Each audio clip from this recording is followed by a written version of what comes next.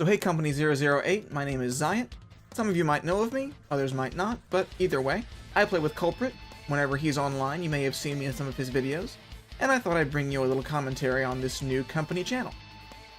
My topic today is the choices we make and the choices we have when we're playing these games. And I think that now, it's not like it was back when gaming first started, when you only had a couple guns, a couple ways to play, and there was a very linear map design, with some exceptions.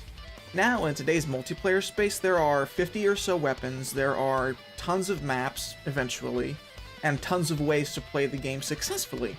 And so, people are sinking tons of hours into games, not now because they have no other choice, like even I used to. I've sunk hundreds of hours into the PS1 Final Fantasy games, simply because those were the only games that I had available to me at the time. I didn't have Medal of Honor, I didn't have any of the first-person shooters from that era.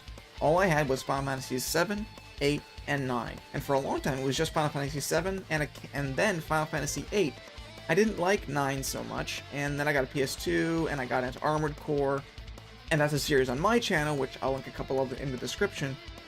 But I think you get my point, that today we have so many choices, not only in the games we have to play, indie games especially, seeing as they're fairly cheap, actually at 15 bucks a pop, the same as the Call of Duty DLC pack, and then all the ways to play those games. And you have games like Braid, where there's any number of ways to play that game as so long as you use the time travel mechanic. Or Battlefield 3.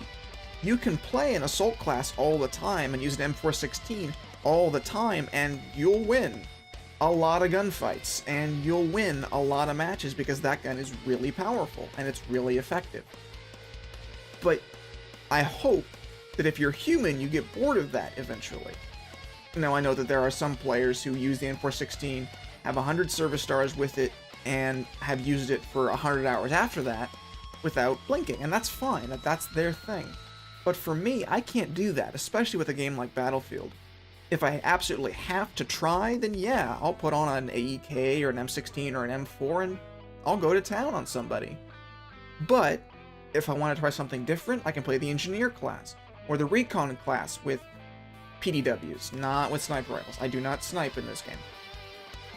And I'll run around like a maniac. Like I am here, I have a QBZ with a laser sight. Heck, this thing's a laser from the hip, I don't have to aim. So, those are the kind of choices I like to make when I'm playing Battlefield 3 and Call of Duty as well.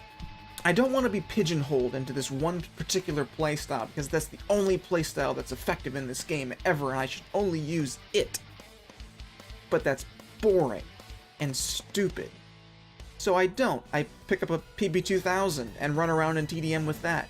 Or I pick up a shotgun and I try that out. Especially in Bad Company 2, back when that game was huge. I would just go into squad deathmatch with an M24 and no-scope people, or try to use smoke only, or whatever it was that made the game fun again. Because there's only so many weapons in the game. There are a lot of them, but there's only so many. And so once you run out of those, you have a choice of how to play the game. Do you camp? Do you rush? Do you look at the sky and hope no one shoots you? There are so many ways. And even if you're tired of Battlefield 3, there are so many games you could be playing right now. Skyrim, Dishonored, Far Cry, retro games. The new Pokemons are coming out, X and Y, because they're out of colors and gems.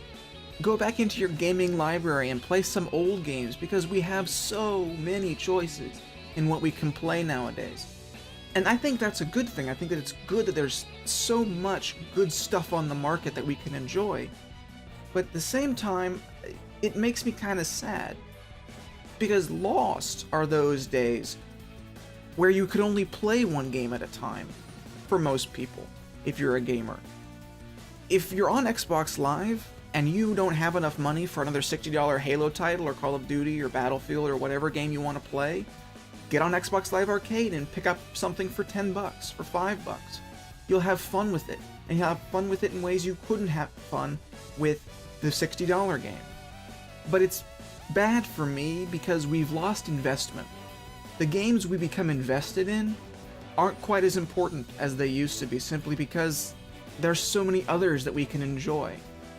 And I know this isn't true for everybody, that the games that defined their gaming childhood are still very, very important to them. and they will swear by those games until Kingdom Come.